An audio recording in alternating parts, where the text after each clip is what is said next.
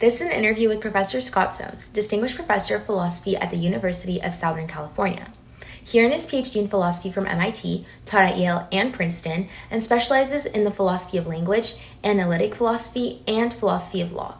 In this conversation, we explore how language shapes meaning, how philosophy influences science and law, and why deep questions often begin with the words we use.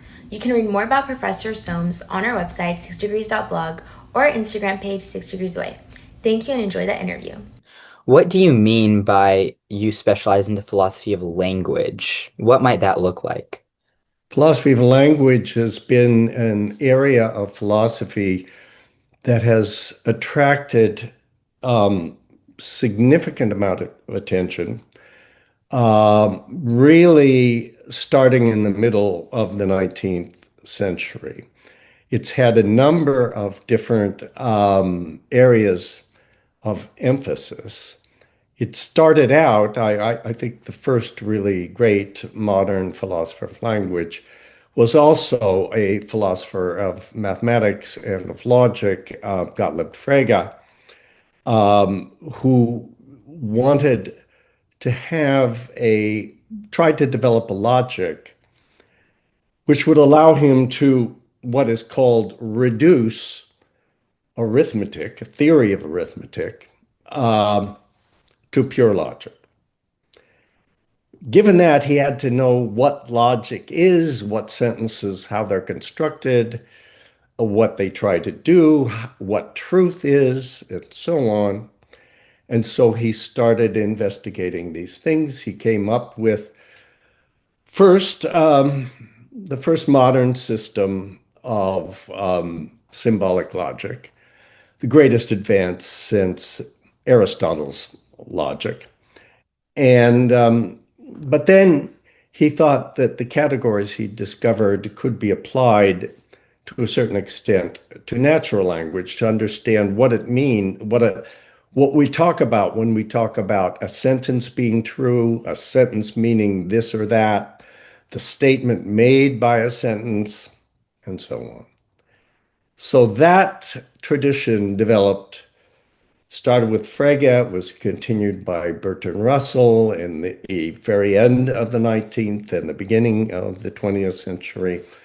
Ludwig Wittgenstein's Tractatus. Wittgenstein had studied with Frege, and he asked himself, what is philosophy about?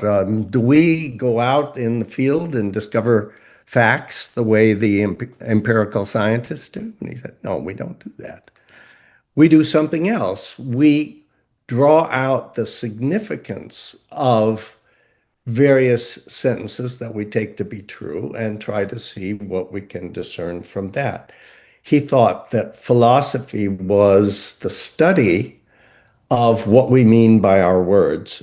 And if we studied those well enough, we would be able to dissolve traditional philosophical problems that had been studied for thousands of years. That was his big picture. He developed that in 1920. It was an elegant, beautiful system. It attracted many followers, but he ultimately successfully found that it was deeply flawed. And so he had to change his orientation. He didn't change the idea that you can't make progress in philosophy without knowing how language works, but he did change his ideas about how language works. So that was picked up by later philosophers, first the logical positivists in the 1930s and stretching a bit into the 40s, then to other people after World War II. In Britain, there was a movement in philosophy called ordinary language philosophy. And they said, look, what we don't need is theories. We just need to understand well enough how we use words in philosophy and how we sometimes go wrong. And if we can do that, piece by piece, we will gradually make progress.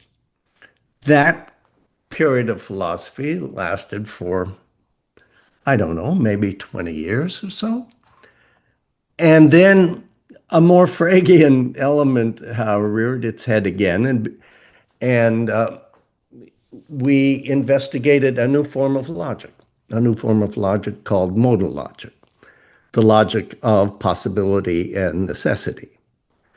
And the great innovator of that logic, there was more than one. Rudolf Carnap made a contribution, but the great innovator was really my former colleague at Princeton, Saul Kripke, who developed such a formal system of logic and then started to more informally investigate the concepts of necessity and possibility themselves. That broke the tradition of ordinary language philosophy.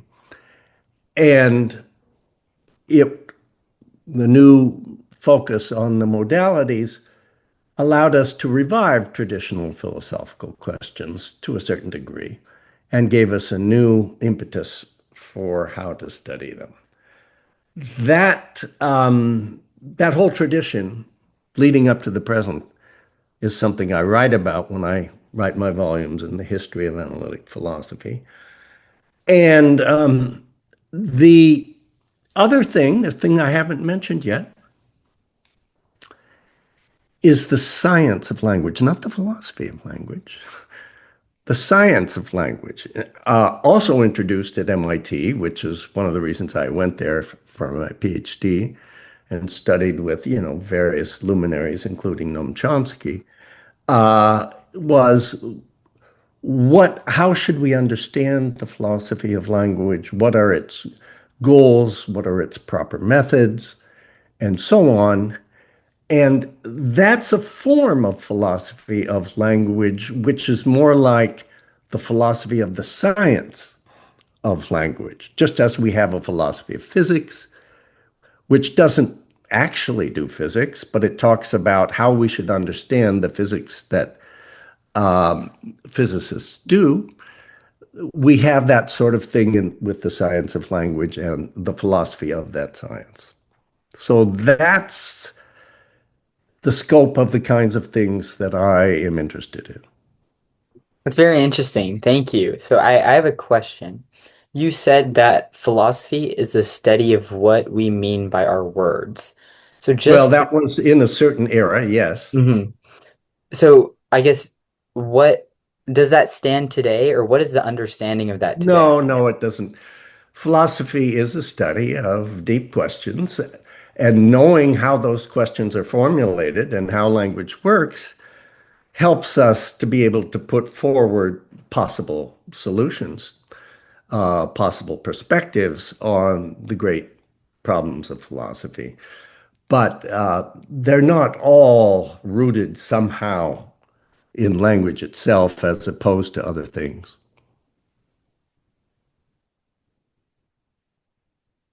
All right, that's interesting. Thank you.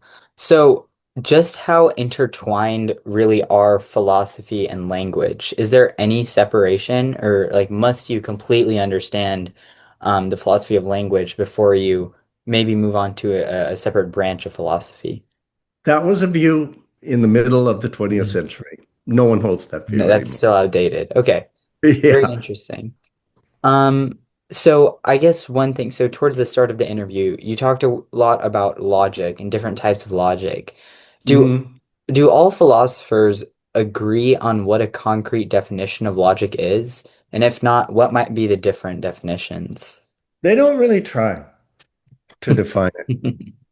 Logic became an elementary branch of mathematics between 1879 and about 1935. And the people who worked on this were both philosophers and mathematicians for a large part. Frege was one. A man named Kurt Gödel was another. Alonzo Church was a third. And Alan Turing, who developed what's called the Turing machine, which is really a mathematical procedure for defining what's called the computable function.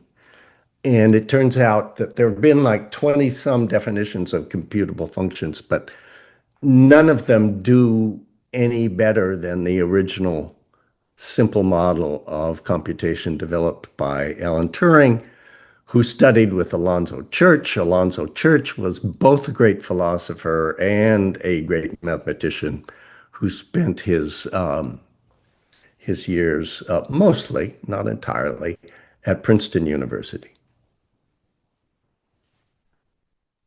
All right, thank you for that explanation. So to kind of switch tracks a little bit, more about you personally. So for my research, you grew up working summers in your family's paper supply business. You drove delivery Yes. trucks. How did that all, or like, I guess that's a pretty long way from the philosophy of language. So what Mhm. originally drew you to philosophy? And was there any specific moment that you might be able to pin down on, like a class or a book or a person, that made you realize that this is the path you wanted? It took me a while to decide what I wanted to do. I grew up, as you mentioned,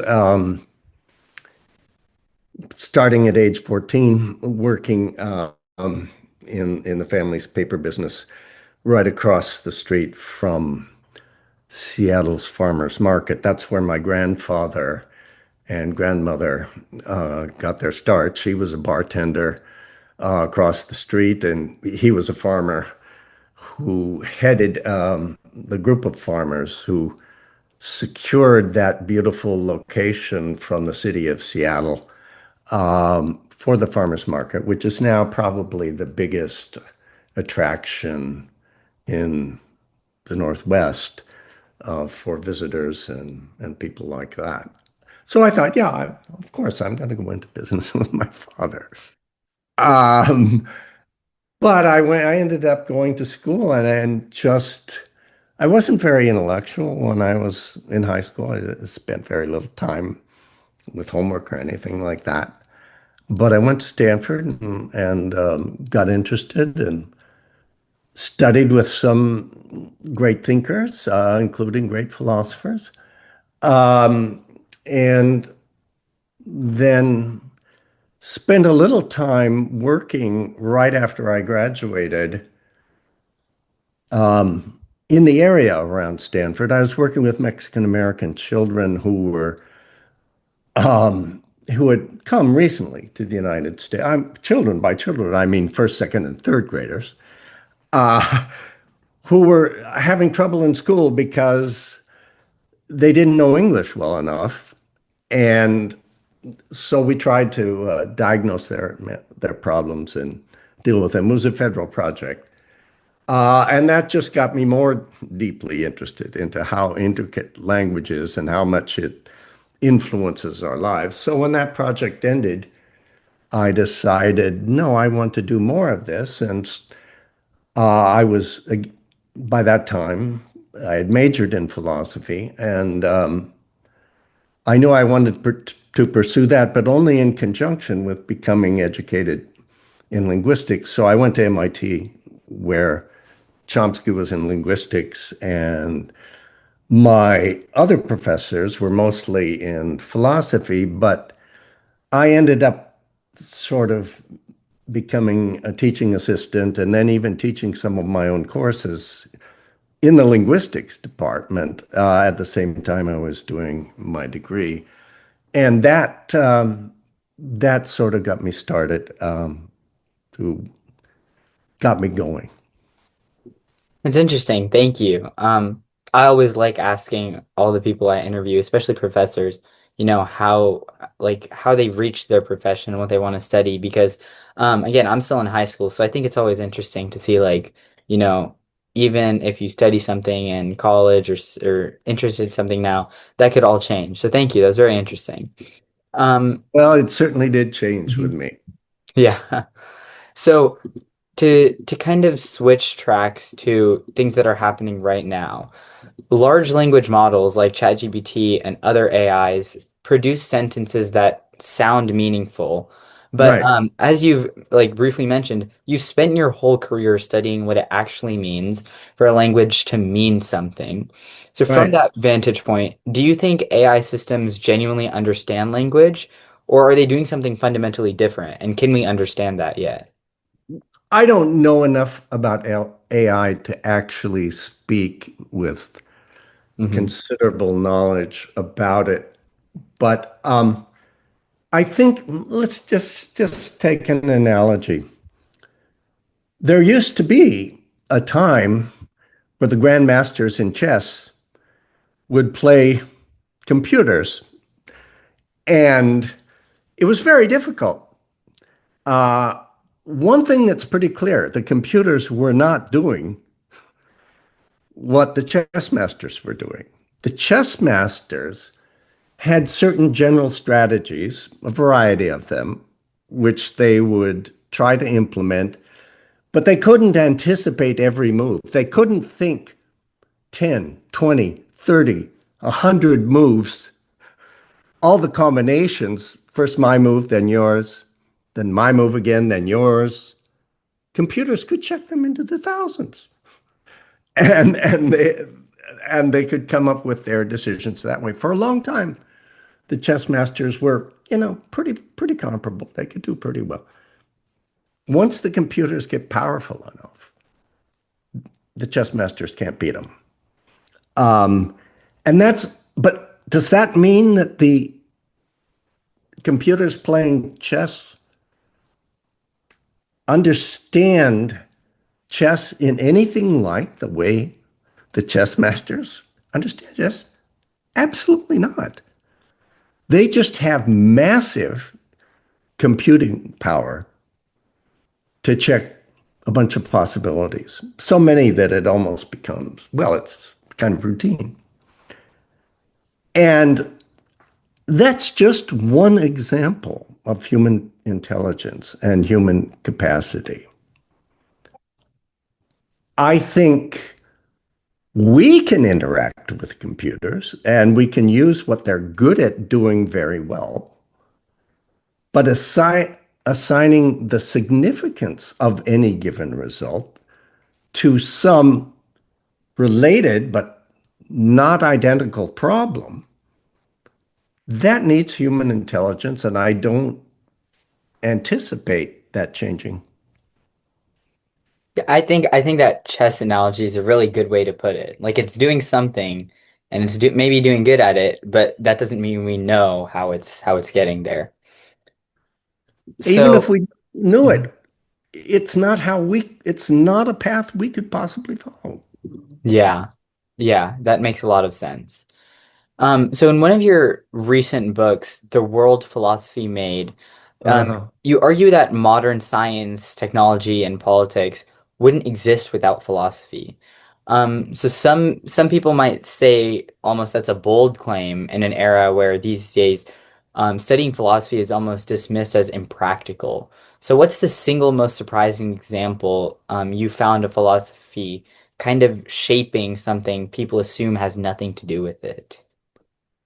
you cut off at the end. The Oh, most example of what?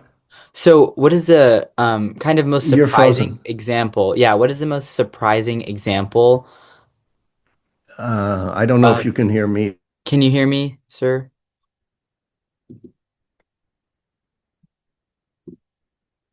Hello?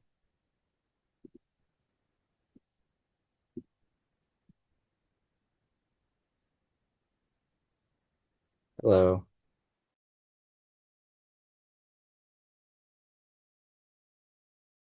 Are you back? Yep. Yeah, Hello? I could hear nothing. Okay, sorry. At least it's working now. Um, So what was the so the last? question was, in your book, you talk about how technology and politics wouldn't exist without philosophy, and how some people might think, "Oh, wow, that's almost kind of crazy," because a lot of people these days think philosophy is impractical. So, what is the most surprising example you found of philosophy shaping something people assume has nothing to do with it? If you read the book, you will know that Einstein himself talked about the influence of philosophy that allowed him to think in new ways, which he found scientifically very fruitful. And who was he talking to? Talking about? He was talking primarily about David Hume. And David Hume was, of course, a brilliant philosopher, and he offered philosophical analyses of some things, including causation, that seemed at the time to be impractical, to seemed at the time to be not the kind of thing that we think could possibly be true. It seemed to miss something important. What did Einstein say about that? He said Hume taught him that the ways in which we ordinarily think of things are inherently limited, and it makes sense to try to get beyond them in totally new ways, even when you seem to run into common sense paradoxes when you do so. And he cited relativity theory as an example. That's very interesting, yeah, to see how I think that does make sense that And like if you could go beyond relativity theory as hmm well to quantum theory leads to seemingly absurd paradoxes. hmm Um, and yet the discipline is able to make, in some cases, extremely good predictions. Uh, but the way in the concepts that are used in making those predictions are very hard to make sense of. They also lead to apparent paradoxes. What happens? Ordinary scientists who do relatively ordinary things don't particularly have to study philosophy. They have methods that they can apply and take further than they've been taken before. But the sciences reach stages when the old methods don't work, when they don't let you get any further than you've gotten before. And you just don't know what to make of it. What do you have to do? You have to rethink the very concepts you're using. Rethink the things that you've simply taken for granted without even being conscious that you did. And that's when philosophy, they can turn to philosophy and see, well, what really are the assumptions? If we can make clear what all the underlying assumptions were, we can see how varying various ones of them can work. Will philosophers come up with a solution? Probably not. But they can help do that by helping the researchers identify when they've reached that point. So do you think that, to after you reach a certain stage in ordinary science, as you said, it Mhm. all kind of comes back to philosophy? Mhm. S- You Interesting. Philosophy doesn't work unless you know a fair amount about some things, hmm but you've reached some questions that your ordinary methods don't allow you to solve. Interesting. And you're saying And philosophy tries to say, try this, think mhm. about this. What would it look like if we gave that up that or replaced it with the other? And that's what it's done in its history. Okay, so then after they've reached that stage, that's when these scientists will begin questioning the underlying assumptions that they've made the Yes, whole time. That's yes. okay, that's very interesting. Um, so to you mentioned at the very beginning how aside from the philosophy of language, you also studied legal philosophy. You've Right. applied the philosophy of language to legal interpretation. Yes. Um, so you say that vagueness in statutes isn't just a legal problem, but a Mhm. philosophical one. So can you Mhm. walk us through kind of maybe like a real case of where the meaning of a single word genuinely changed a legal outcome? A single case, an example. Um,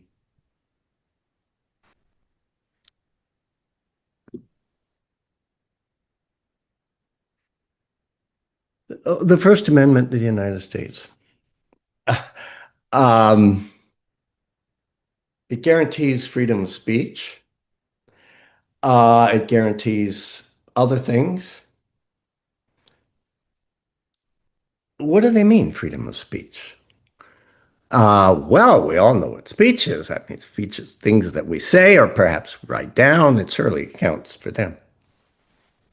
Well, what about when, well, there's various questions one can ask. One, what happens then when you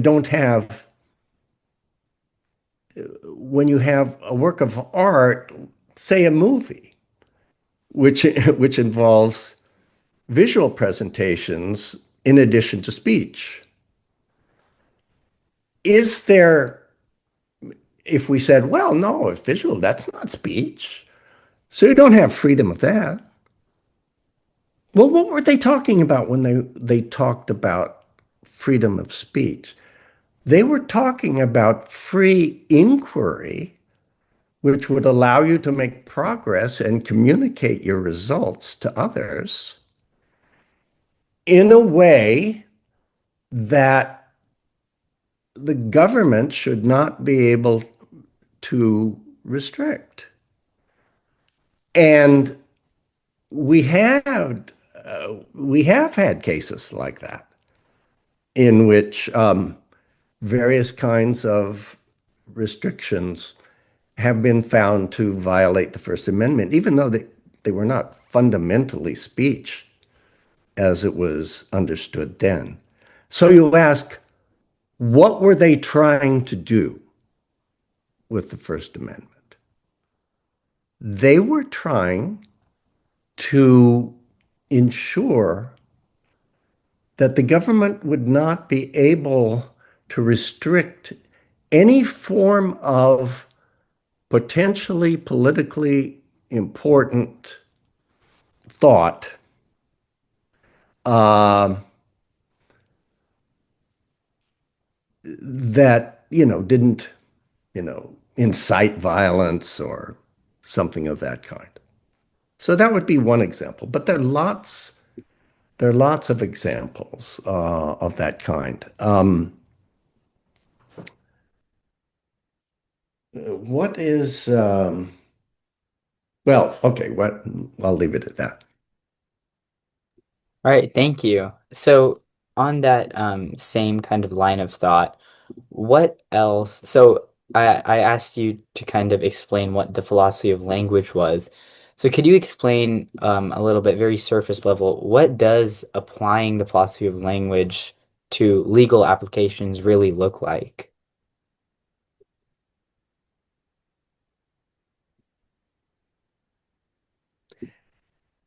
Well, what it really looks like is applying at a different level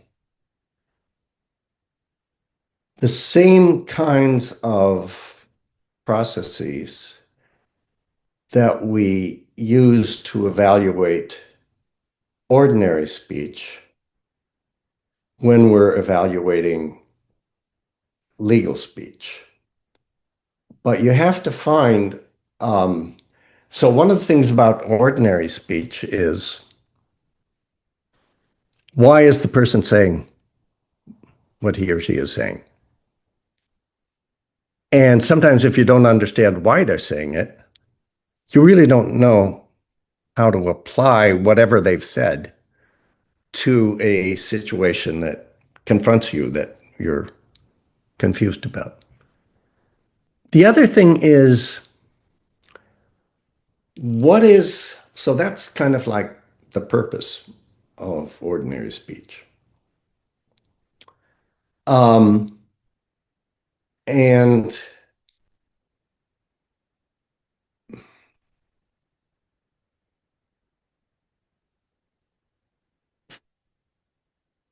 what is it that we're looking for? What is it that needs to be protected?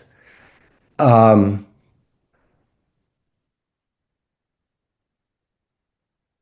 when you say something to me, I have an idea of what you're talking about and why you're saying what you're saying. Suppose we're talking about something and you say, where is A? And I say, A is near B. Well, what are these A's and B's? Are we and what counts as near? What counts as near is going to be, and what you get from near. Suppose I have one idea in mind, but you have no way of accessing that. And from the context in which I've said it, your most natural thought is, oh, well, he's talking about, I don't know, miles. But really, no, I'm talking about talking about hundreds of miles because that's what I thought was important about the question you were asking. I produced the words. What is it that I said? It's whatever I have given you the strongest reason to believe constitutes the interpretation of my remark. Mm. I'm responsible for giving you all you need in order to understand what I'm saying. When I don't do that, I don't say or assert what I think I've said or assert. You can, I'm saying, it's implicitly saying you can rely on me, but I haven't given you everything you need in order to do that. Hmm. I thought perhaps I had, but I didn't. That means what I asserted is what you took me to say, not what I took myself to say. So when we're studying a legal text, Hmm. we want to know what the people who voted for the relevant law were trying to do. And how do we figure that out? There we go. Okay, now it just clicked for me. And, they've said a variety of things. They've argued for it in this way. They've responded in in other ways. And you cannot look in their diaries to figure out what they gave their audience just from what they wanted to say. You've got to distinguish that from what they gave their audience reason to rely on. Yeah, And that makes. sometimes these come apart. Mhm. And that's what you've got to study. So it involves a lot of historical background and things of that kind. So, do you think, or I suppose a better question is, do you think a lot of miscommunication happens now between maybe like voters and politicians who Yes. are putting it? What do you think the best solution to that is? Is there a solution? Well, I think law school should focus a lot on that.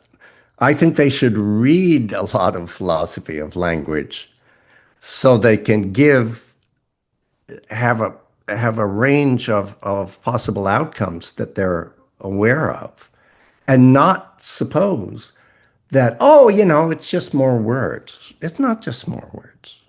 It's more words in a certain context for a certain purpose and judged against background reasoning from other parts of the law. That's interesting. Yeah, I think that explanation made it click because I kind of am understanding the context a little bit more now. I Um, think it's probably the best area for philosophy of language to have a real world application. is the legal field. Yes. And then, so I know you just said that you believe law schools should focus more on the philosophy of language. So do they do that at all right now? Is it just as in like it's not sufficient or I it's think it's a bit non-existent? hit and miss. It's a bit Mhm. hit and they do it to some degree. Um, yeah. Um, there's a law professor at Harvard who wrote a book that won a prize in the teens sometime. And he's a very good guy, very honest and all that, but he wasn't very well trained in philosophy of language. So I wrote a piece on that, trying to say, well, you could do better if this and that. So we had a debate that was quite interesting. What was that about? Well, it's about, Hmm. what should we include? What should we think to be the content of the various, say, the first 10 amendments to the U.S. Constitution? He had one view about some of them. I had a different view. And, we had a debate. He published his article, a book. I published my review and response. Hmm. And I think it was useful. Yeah. So you've written about your view that the Constitution, for example, should be read according to its original meaning. Yeah. What does a philosopher of language actually bring to that debate that legal scholars alone can't? I don't know that they can't, Hmm. but what is this term meaning? The philosopher at Harvard that I'm talking about, meaning meant just kind of any sort of significance. It doesn't really mean that. It means something that's traceable to what you're asking is not what the words mean, but what does saying the words in this particular context assert? Why assert? If I assert something, then I'm telling you, you can trust me about this. This is truth. Okay. And what goes into that can vary from case to case. And you have to be very clear about it if you're going to understand. And who did the asserting? Well, the framers of the amendments, of the first 10 amendments, did the asserting. And then so did the Congress, who passed their resolutions. So did all the ratification, all the ratification in all the states, and all that deeply debated. You have to know about what they saw in that and why they took the positions they did in order to get clear about what was actually said. I think, with the other things that you've briefly mentioned in this interview, I think that approach makes a lot of sense. Kind of considering especially the context in which the lawmakers are writing this. But I suppose the other side of that debate might talk about how, that's almost 250 years old. It's a very old document. And do you think that there is any merit to that argument that maybe the Constitution needs to be like rewritten maybe or have some major amendments? Oh, well, we've had quite a Yeah. few amendments.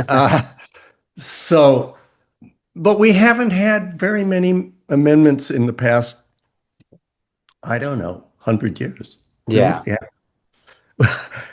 There were amendments all along, but there haven't been. We've had a dearth of amendments, and there's a reason that we've had a dearth of amendments, I think. We don't trust each other well enough. Um, the political landscape in the United States since from 1950 to the present has become much more divisive than it was at the pre-revolutionary period and at the post-Civil War period. It was divisive at the post-Civil War period too, but the South didn't have very much power to begin with, and so it was pretty clear that in some cases they even agreed to amendments that they didn't believe in. But that didn't affect the meaning. They were agreeing to something, and the fact that they agreed and it was clear enough what they agreed to, that gives you the content. Hmm. Do you think that the philosophy of language, specifically has influenced like the kind of the political polarization as we're seeing? No, I don't think the philosophy of language has gotten is very well known, really. Hmm. And so I don't think it's had the ability to do that. But there are commentary, people who comment on legal matters, and these are found sometimes in law schools. Hmm. There's a number of them that I know personally, who really do bring a lot of light to what they do. There are people at Georgetown Law School that do that. There are people at Northwestern Law School that do that. There are people at San Diego Law School that do that. There are people at Stanford Law School that do that, and they all know each other. They don't all agree, but there's a growing literature that's available to anybody who wants to consult it that it could be very useful. Interesting. So as I'm kind of seeing that we're approaching that 45-minute mark, my final question is if you could explain one idea from the philosophy of language to every person alive right now, given how much confusion there is about, like truth, meaning, and communication, and how that's driving political and social breakdown, all of that, what would that idea be that you would explain, and why do you think it matters most for everyone to hear? Well, I on the spot, I don't think I can prioritize one thing over Yeah. another. I do think the thing I mentioned to you earlier, what is asserted is not what the individual hopes to convey. It's not which the individual, perhaps speaker, believes he or she has conveyed. It is what a competent hearer, what has been provided by that person's remark in the context in which it's made, Hmm. with a clear understanding of what it would take to make the remark true. Interesting. And why do you think that is applicable to people's everyday lives, even if they aren't in the legal field? Yeah, Why might that be? it's how we interact with each other. Yeah. The fact that I'm hoping that my sentence is going to influence you in a certain way is irrelevant. What's relevant is what have I given you reason to believe is true given the context in which I've said those words. And these can come apart, and in politics, they can come apart quite a bit.